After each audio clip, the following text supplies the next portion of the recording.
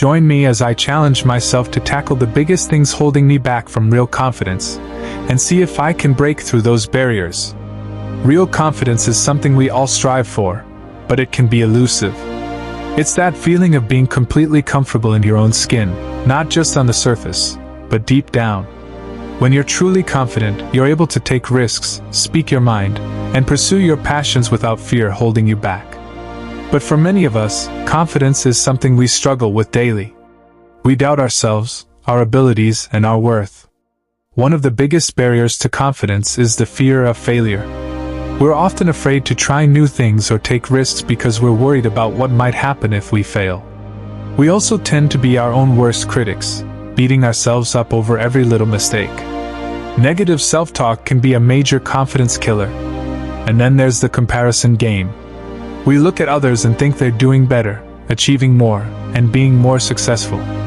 It's a never-ending cycle that can leave us feeling stuck and uncertain. But where do these confidence barriers come from? For many of us, they're rooted in societal pressures.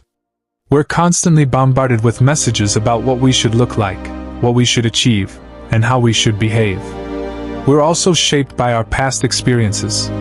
If we've been hurt or rejected in the past, it can be hard to shake off those feelings of inadequacy.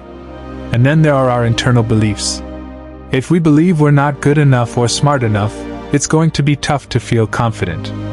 For example, I used to struggle with public speaking because I was afraid of being judged or rejected. But once I realized that everyone has their own struggles, I was able to start working on building my confidence. So, how can we overcome these barriers? One powerful strategy is to reframe negative thoughts. Instead of beating ourselves up over mistakes, we can try to see them as opportunities for growth. We can also practice self-compassion, treating ourselves with kindness and understanding. Another strategy is to focus on our strengths, rather than our weaknesses. When we focus on what we're good at, we start to feel more confident and capable.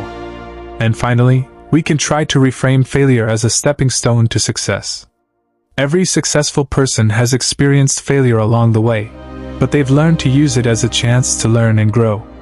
Let's recap: fear of failure, negative self-talk, and comparisons to others are just a few things that can hold us back from real confidence. But by reframing negative thoughts, practicing self-compassion, and focusing on our strengths, we can start to break through those barriers. It's not always easy, but it's worth it. If you're struggling with confidence, I want to hear from you. Share your own experiences in the comments below. And if you're looking for more tips on building